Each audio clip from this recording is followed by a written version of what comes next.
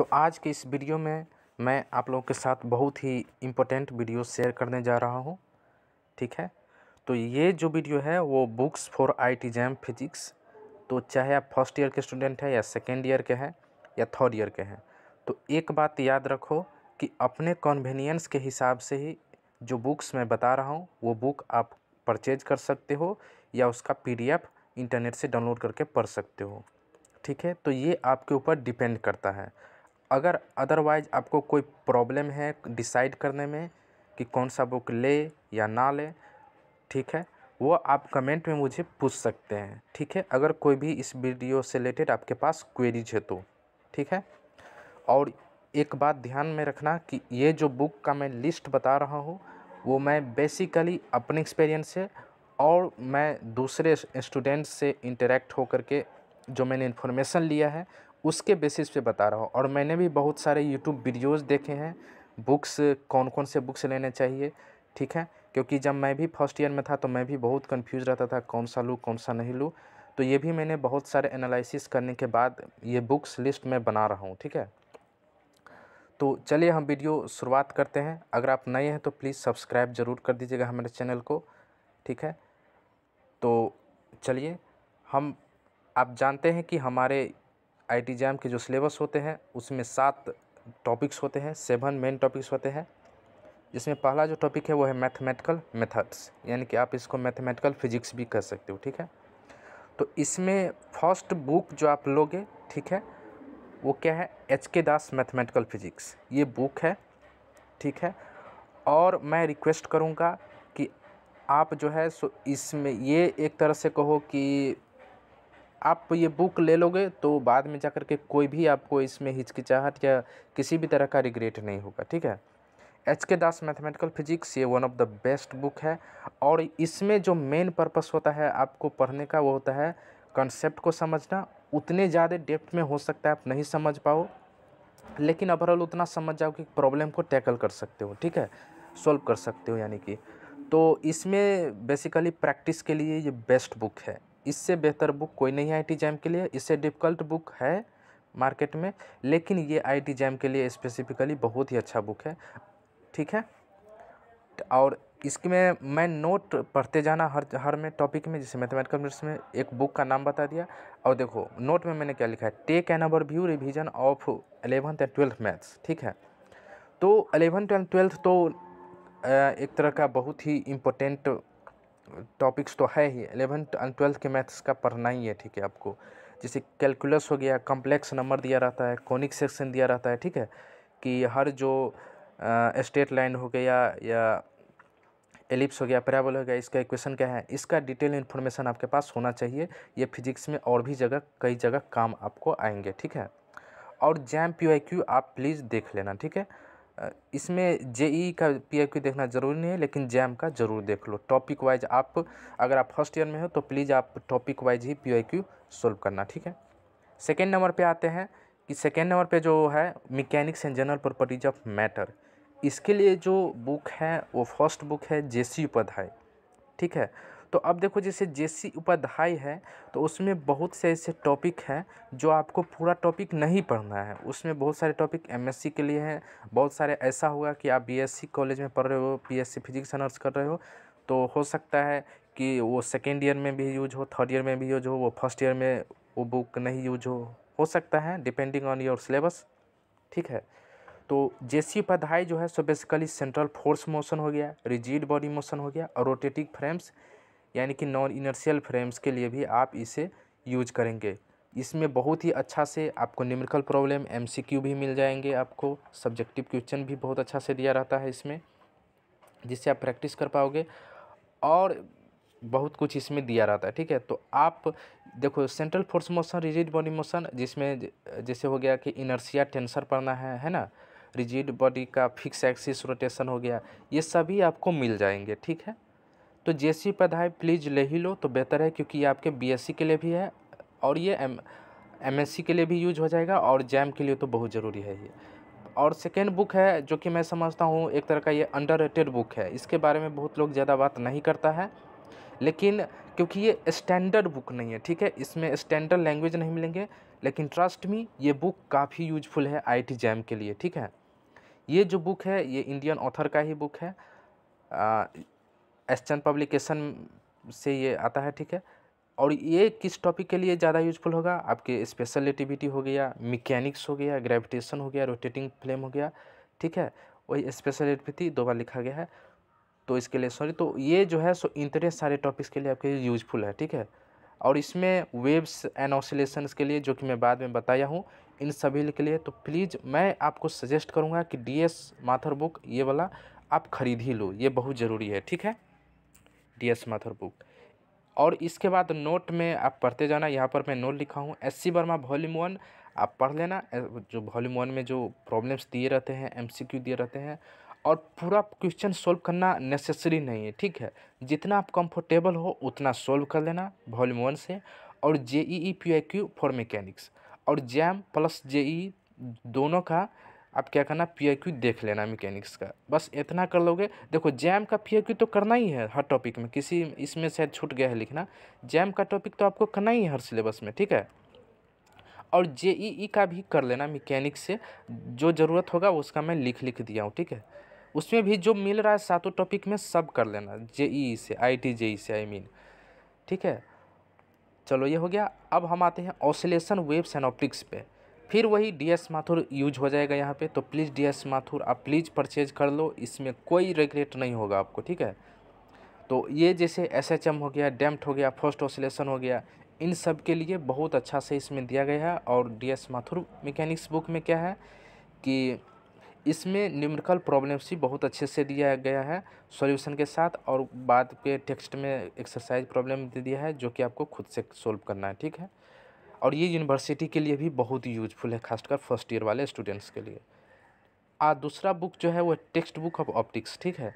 तो ये ऑप्टिक्स का टेक्स्ट बुक है, इस बुक का नाम ही है textbook of optics by S Chand publication, फिर वही आपको मिल जाएगा, ठीक है, for almost all remaining topic.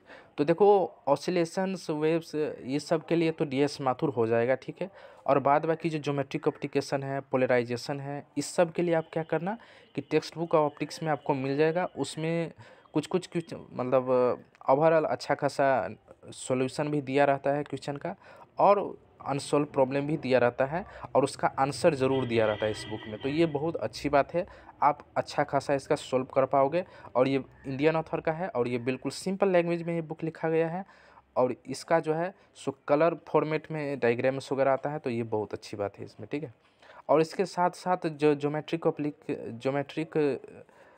Optics हो गया, ठीक है, इसमें और भी जो ऑप्टिक्स के टॉपिक होते हैं रिमेनिंग टॉपिक, वो आप एससी वर्मा वॉल्यूम 1 में प्रैक्टिस कर सकते हो, ठीक है।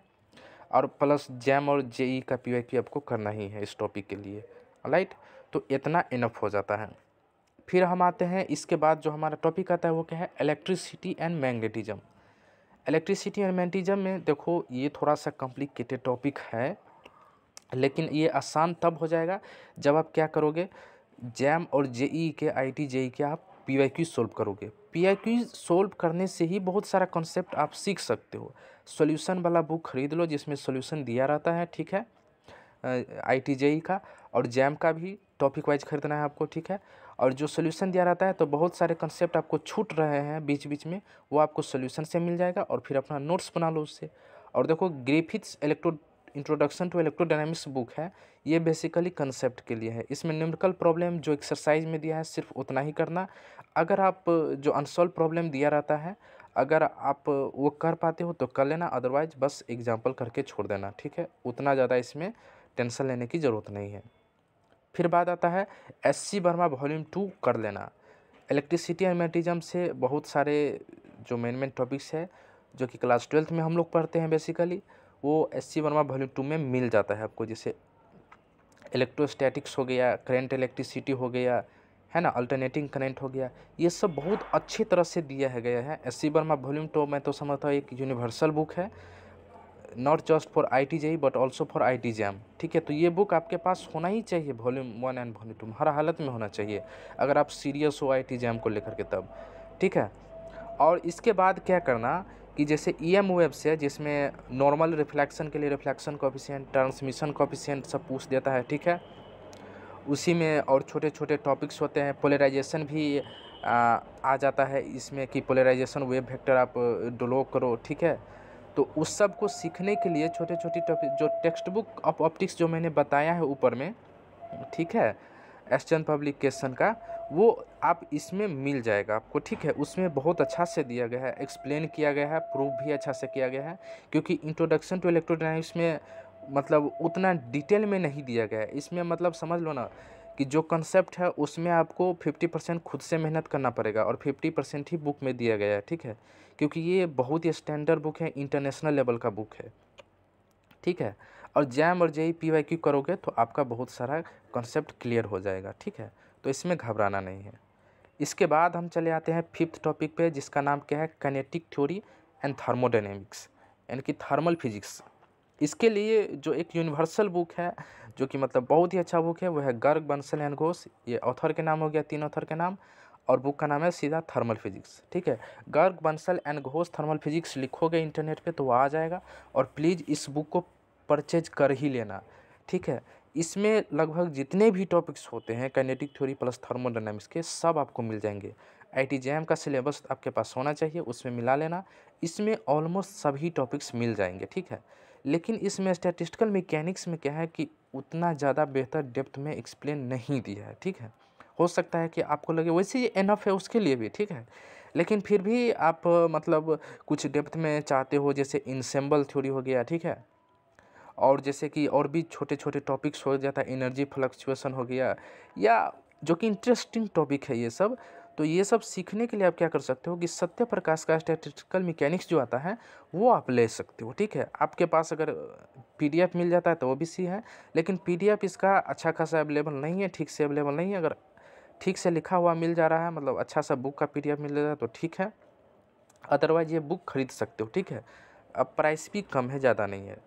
और इसके साथ साथ नोट में जो कि मैं बता दिया है, जो कि कंपलसरी है, वो SC वर्मा वॉल्यूम 2 का जो है सो प्रैक्टिस प्लस कॉन्सेप्ट्स के लिए बहुत ज़रूरी है, ठीक है। जैसे कि थर्मल फिजिक्स, काइनेटिक थ्योरी हो गया, बहुत सारे टॉपिक्स इसमें आपको मिल जाएंगे, थर्मोडायनेमिक्स, लॉज ऑफ थर्मोडायनेमिक्स। इसके लिए आप रेफर कर सकते हो SC वर्मा वॉल्यूम 2 का, और ये ऑलमोस्ट नेसेसरी है आपके लिए। प्लस जैम और जेईई का पीवाईक्यू आप सोल्व करना ही, ठीक है। बस इतना करोगे तो इनफ है। इसके बाद आता है मॉडर्न फिजिक्स, ठीक है। तो मॉडर्न फिजिक्स में 3 मेजर टॉपिक्स होते हैं जो कि अलग अलग बुक्स आपको परचेज हो सकता है करना ही पड़े। स्पेशल रिलेटिविटी के लिए मैं आपको एक्स्ट्रा बुक खरीदने की ज़रूरत नहीं है। प्लीज़ आप DS माथुर मैकेनिक्स और JC पढ़ाई, देखो फिर यहाँ उसका यूज हो गया ना, DS माथुर कितना जगह यूज हो गया। तो DS माथुर मैकेनिक्स में ही स्पेशल रिलेटिविटी बहुत अच्छा से दिया गया है, ठीक है। एक्सप्लेन्ड है, जो एक्सपेरिमेंट होता है, मैथमेटिकल डेरिवेशन होता है, वो बहुत अच्छा से दिया गया है। प्लस JC उपाध्याय में तो स्टैंडर्ड बुक है वो, तो उसमें भी बहुत अच्छा से दिया गया है, न्यूमेरिकल प्रॉब्लम के साथ, सॉल्यूशन के साथ आपको मिल जाएंगे। बस इतना कर लेना, इससे ज़्यादा इधर उधर मत देखना, नहीं तो और ज़्यादा आपको कन्फ्यूजन होगा, और ज़्यादा आपको प्रॉब्लम होगा, टाइम ख़राब होता जाएगा, ठीक है। फिर आता है क्वांटम मैकेनिक्स। तो क्वांटम मैकेनिक्स के लिए जो है सो जेटली का क्वांटम मैकेनिक्स प्लस ग्रिफिथ्स का इंट्रोडक्शन टू क्वांटम मैकेनिक्स। याद रखना, ग्रिफिथ्स का 2 बुक आता है, एक इंट्रोडक्शन टू क्वांटम मैकेनिक्स और एक इंट्रोडक्शन टू इलेक्ट्रोडायनामिक्स। अगर आप सीरियस स्टूडेंट हो, ठीक है, BSc के बाद अगर MSc भी आप फिजिक्स से ही करना चाहते हो, तो ये दोनों बुक आपके लिए कंपलसरी है। ये आँख बंद करके ये दोनों बुक खरीद लेना आप। MSc में भी आपको यूज होगा ये दोनों बुक, ठीक है।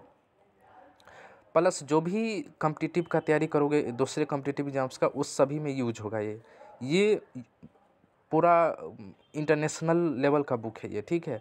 बहुत सारे दूसरे देश में भी यूज होता है, ये बहुत ही अच्छा बुक है, ठीक है। ऑलराइट, और ये दोनों फॉरेन ऑथर्स है। तो इसमें जो है सो बेसिकली जो सिलेबस में आपको टॉपिक मिलता है, प्लीज़ उतना ही पढ़ना अगर सिर्फ जैम की प्रिपरेशन कर रहे हो तो। इसमें बहुत सारे एडवांस टॉपिक दिए हुए हैं, लेकिन जैसे जेटली में हो गया तो शुरू के 2-3 टॉपिक, 3 या 4 चैप्टर तक जो है सो आपका यूजफुल होगा। और ग्रिफिथ्स में आई थिंक 2 या 3 चैप्टर तक ही यूजफुल होगा आपके लिए, जैम के लिए, ठीक है। तो जेटली ग्रिफिथ्स का जो है क्वांटम मैकेनिक्स, ये बेसिकली कंसेप्ट के लिए होगा, और जेटली में आपको कंसेप्ट प्लस प्रैक्टिस दोनों मिल जाएगा। ग्रिफिथ्स का जो क्वांटम मैकेनिक्स बुक है, ये आपको एक कंसेप्ट देता है, एक फील देता है, फिजिकल इंटरप्रिटेशन ज़्यादा इसमें दिया गया है, ठीक है। तो ये बेहतर बुक है, आप इतना कर लेना बस, दैट्स इनफ। फिर आता है न्यूक्लियर फिजिक्स पे, तो एस.सी. वर्मा का वॉल्यूम 2 फिर पढ़ लेना, वही उसमें एटॉमिक एंड न्यूक्लियर फिजिक्स पे उसमें दिया गया है, जैसे कि न्यूक्लियस चैप्टर होगा, एटॉमिक फिजिक्स हो गया, ठीक है, बोहर्स मॉडल, ये सब खूब बढ़िया से कर लेना, पढ़ लेना लाइन बाय लाइन, और उसके बाद प्रॉब्लम सॉल्व कर लेना उससे। इसके साथ ही एक बुक आता है जो कि कॉन्सेप्ट ऑफ मॉडर्न फिजिक्स, ये बहुत ही फेमस बुक है, लेकिन आप इसे नहीं भी खरीदते हो ना तो चलेगा। कंसेप्ट ऑफ मॉडर्न फिजिक्स ये बेसिकली कंसेप्ट्स के लिए है, जिसमें स्पेशल रिलेटिविटी मिलेंगे आपको, क्वांटम का भी मिलेगा और न्यूक्लियर का भी मिलेगा, ठीक है। न्यूक्लियर और इस कॉन्सेप्ट ऑफ मॉडर्न फिजिक्स जो है, सो ये एक तरह का बहुत ही अच्छा बुक है जो कि बहुत लोग आपको रिकमेंड करेंगे, मैं भी रिकमेंड करता हूँ। वही बोला कि अगर आप जैम की प्रिपरेशन कर रहे हो और आप सीरियस जैम की कर रहे हो, इसका मतलब है कि आप आगे चल के फिजिक्स रखोगे ही, तो कंसेप्ट ऑफ मॉडर्न फिजिक्स ये आपके लिए एक तरह से कंपलसरी है। इसमें बहुत अच्छा से नोट्स वगैरह दिया गया है, बहुत अच्छा से आपको प्रॉब्लम प्रैक्टिस भी मिल जाएंगे, कुछ अच्छा खासा सॉल्व एग्जाम्पल्स भी मिलेंगे। तो ये आप ले लेना please, concept of modern physics ले ही लेना, ठीक है। इसके बाद मॉडर्न फिजिक्स जो है थोड़ा वास्ट टॉपिक होता है, इसमें बहुत सारे चीज़ आता है। तो जो क्लास नोट्स आपके होते हैं जैम और जेई के पीआईक्यू कर लेना, प्लस क्लास नोट जो आप बीएससी क्लास करते हो, चाहे वो ऑनलाइन करते हो या ऑफलाइन करते हो, तो वो पढ़ लेना अच्छा से, आपको कवर हो जाएगा, ठीक है। और एक्स्ट्रा कुछ पढ़ने की ज़रूरत नहीं है। Final but not the list, ये जो है सो आता है आपके पास सॉलिड स्टेट फिजिक्स, ठीक है, डिवाइसेज एंड इलेक्ट्रॉनिक्स, ये टॉपिक के नाम हो गए। इसमें देखो 3 तरह के मेन टॉपिक्स है, सॉलिड स्टेट फिजिक्स हो गया और इलेक्ट्रॉनिक्स हो गया और डिजिटल इलेक्ट्रॉनिक्स हो गया। इसमें सॉलिड स्टेट फिजिक्स है जिसको हम एसएसपी भी बोलते हैं, इसके लिए एसओ पिलाई का बहुत अच्छा बुक आता है, ठीक है, जिसमें पीएन जंक्शन डायोड हो गया, सेमीकंडक्टर हो गया, एनर्जी लेवल डायग्राम हो गया, फर्मी एनर्जी हो गया, जो भी होते हैं छोटे छोटे टॉपिक सब आपको मिल जाएंगे, बहुत डिटेल में दिया गया है। अच्छा खासा आपको एग्जाम्पल और क्वेश्चन प्रैक्टिस के लिए उतना नहीं है वो बुक, लेकिन कॉन्सेप्ट बहुत अच्छा से दिया गया है उसमें, ठीक है। कहे कि प्रॉब्लम तो आप पीवाईक्यू से कर लोगे, जो कि आपके लिए इनफ होगा, ठीक है। और एसओ पिलाई का प्लीज़ इस बुक खरीद लेना। और केटल का भी आता है, केटल सॉलिड स्टेट फिजिक्स लिखोगे इंटरनेट पे तो आपको आ जाएगा, तो उसका आप सिर्फ पीडीएफ रखोगे, that will be enough for you, ठीक है। बट एसओ पिलाई का आप खरीद लेना, क्योंकि एसओ पिलाई बहुत अच्छा से दिया गया है, इसका इंडियन ऑथर है, तो आपको समझ में आएगा, ठीक है। यानी कि एक बुक आपको हार्ड कॉपी रखना है, यानी कि बुक आपके पास होना चाहिए, ठीक है, और दूसरा का पीडीएफ से आप काम चला सकते हो, ठीक है। जो कुछ टॉपिक ऐसे होंगे जो हो सकता है इस बुक में ना मिले, तो आप इन दोनों का एक का हार्ड बुक रख लेना, हार्ड कॉपी बेसिकली एसओ पिलाई का, और केटल का सॉफ्ट कॉपी रख लेना यानी पीडीएफ फॉर्म में, बस आपका काम हो जाएगा इसमें। इसके बाद आता है एनालॉग इलेक्ट्रॉनिक्स, यानी कि जिसमें हम सर्किट डायग्राम्स वगैरह बनाते हैं, सर्किट्स की ज़रूरत होती है, जैसे कि बीजेटी हो गया, ठीक है, यानी कि ट्रांजिस्टर वगैरह हो गया, एम्पलीफायर वगैरह हो गया, और इसमें जो भी सर्किट को कनेक्ट करके जो हम प्रॉब्लम सॉल्व करते हैं, ठीक है, तो इसको हम बोलते हैं एनालॉग इलेक्ट्रॉनिक्स, है ना। एसी सर्किट, डीसी सर्किट, ये सब जितने भी होते हैं सब उसके अंदर आ जाता है। तो इसके लिए एक बहुत ही अच्छा बुक है जिसका नाम है हैंडबुक ऑफ इलेक्ट्रॉनिक्स, ठीक है। ये काफ़ी मोटा बुक है और हो सकता है थोड़ा महंगा भी आपको दे, 800-900 या 1000 तक डिपेंड करता है, मतलब वेरी करता है ये, इसका प्राइस बहुत ज़्यादा। तो आप ले लेना, बेहतर होगा कि आप सेकेंड हैंड बुक ही ले लो, क्योंकि ये जो है सो ओल्ड एडिशन बुक है, ठीक है। इसमें कुछ जो नोटेशन होते हैं वो थोड़ा सा मतलब थोड़ा सा आपको ऑड लगेगा पढ़ने में, क्योंकि ये बहुत ही ओल्ड नोटेशन का बुक है। तो आप जो है सो लेकिन ख़रीद लेना ये बुक, ठीक है, बहुत अच्छा है एनालॉग इलेक्ट्रॉनिक्स के लिए। और मैं आपको बता देता हूँ जो डिजिटल इलेक्ट्रॉनिक्स होता है उसके लिए आप यूट्यूब वीडियो पे देख लेना, digital electronics for IIT jam, इस तरह से लिखोगे यूट्यूब पे तो आपको आ जाएगा। एम्पलीफायर्स प्लस डिजिटल इलेक्ट्रॉनिक्स के लिए बेहतर है, यूट्यूब काफ़ी हो जाएगा, ठीक है। यूट्यूब पे कौन कौन से वीडियोज़ आपको देखने चाहिए स्पेसिफिक, वो आप कमेंट में मेरे को पूछ सकते हो, ठीक है। प्लस कलाट नोट्स क्लास में जो आपको पढ़ाए जाते हैं ऑनलाइन हो या ऑफलाइन, वो आप अच्छा से पढ़ लो, आपका काम हो जाएगा, ठीक है। एंड इसके साथ ही जैम पीवाईक्यू प्लस जेई के भी पीवाईक्यू कर लेना, ठीक है, that will be enough for you. और एक बात मैं और बता देना चाहता हूँ कि ये जो इलेक्ट्रॉनिक्स पार्ट है, ठीक है, जिसमें एनालॉग हो प्लस डिजिटल हो, एम्पलीफायर हो, जो भी हो, ये सारा का सारा मैं समझता हूँ बेहतर तरीके से सिर्फ यूट्यूब पे ही आपको मिल जाएंगे। कुछ कुछ प्लेलिस्ट मिलेंगे, कुछ कुछ अच्छे टीचर मिलेंगे जो कि बहुत अच्छा से एक्सप्लेन किया है, ठीक है, वो आपको मिल लोगे। वन शॉट वीडियो देख लोगे डिजिटल इलेक्ट्रॉनिक्स के लिए, ठीक है। एनालॉग के लिए लेकिन आपको वन शॉट वीडियो से नहीं काम चलेगा, इसमें आपको फुल वीडियो देखना पड़ेगा, फुल प्लेलिस्ट आपको देखना पड़ेगा, ठीक है। हो सकता है कि मैं आपको बता दूं अगले वीडियोज में, लेकिन आप कमेंट कर दोगे ताकि मैं समझ पाऊँ कि किसको क्या प्रॉब्लम है, ठीक है। तो ये रहा आपके, मैं आपको बता दिया हूँ कि जितने जितने बुक्स लीड्स हैं, ठीक है।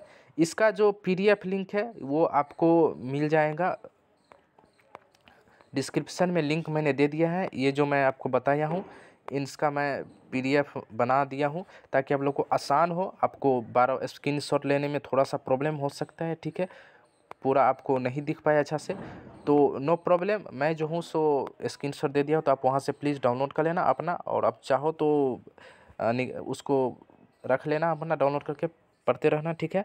तो ये था आज का वीडियो, ये बहुत ही इंपॉर्टेंट वीडियो है आप सभी के लिए। अगर आप इससे रिलेटेड जो भी पूछना है, जो भी कन्फ्यूजन है, तो प्लीज़ कमेंट में ज़रूर पूछें, मैं आपको ज़रूर रिप्लाई दूंगा और मैं आपके क्वेरीज़ को मैं ज़रूर सॉल्व करूंगा। थैंक यू, मिलते हैं अगले वीडियो में।